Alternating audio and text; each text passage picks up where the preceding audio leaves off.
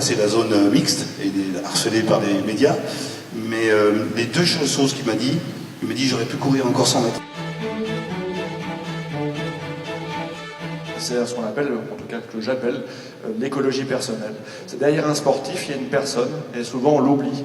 Et que pour porter le sportif et les exploits sportifs, il faut une personne qui soit en stabilité, et on verra comment travailler cette stabilité-là en quelques mots.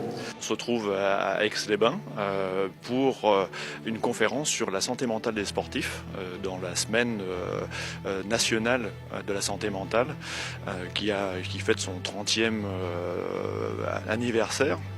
Et la mairie d'Aix-les-Bains et son maire a voulu faire une journée spécifique sur les sportifs, puisque la santé mentale habituellement est plus dans le collectif, dans la mémoire collective, attachée aux personnes âgées. Et Aix-les-Bains étant un haut lieu aussi du sport, voire nationalement réputé là-dessus, de pouvoir s'occuper de la santé mentale des sportifs avec une conférence qui s'appelle Bien dans sa tête et les pieds sur terre. C'est un sujet qui est d'actualité, qui a souvent été sous-estimé dans la préparation du sportif. Et l'objectif est de sensibiliser les gens sur l'aspect important et comme un facteur direct de la performance, cet aspect psychologie.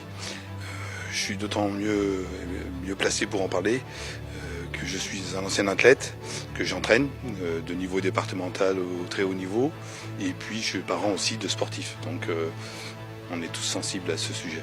En tant qu'athlète, je parle de mon expérience du haut niveau, comment on gère les différentes émotions positives et négatives, et comment les gérer pour pouvoir être performant à l'entraînement et en compétition. C'est important que je partage mon expérience et de ce que je vis et comment je gère ça en tant qu'athlète de haut niveau pour pouvoir donner des outils, des conseils ou justement faire partager mon vécu pour peut-être des sportifs qui seront là ou pour des professionnels qui seront présents aussi pour les aider à améliorer justement leur performance sportive via le côté mental. On va parler de 3 piliers. La première, c'est de travailler son écologie personnelle, ses piliers de vie, personnel, couple, famille, projet professionnel et social, pour pouvoir être posé et nous amener à réussir même si on ne réussit pas d'un point de vue sportif. C'est réussir sa vie en tant qu'homme ou femme avant tout, et puis après réussir en tant que sportif.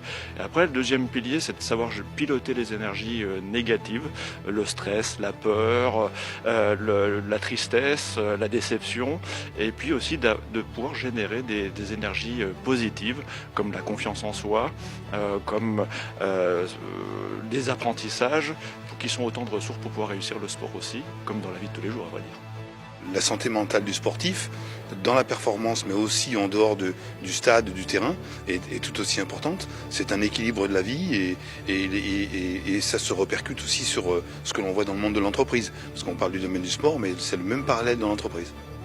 Je crois que le mot que je pourrais rajouter, je le dirais de Nelson Mandela, c'est dans la santé mentale, dans la préparation mentale.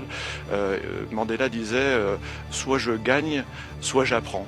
Et vraiment dans ce métier-là, c'est ça, c'est un apprentissage constant, puisque c'est du sur-mesure pour apprendre sur soi, pour être bien dans sa peau et bien dans ses baskets, et les pieds sur terre.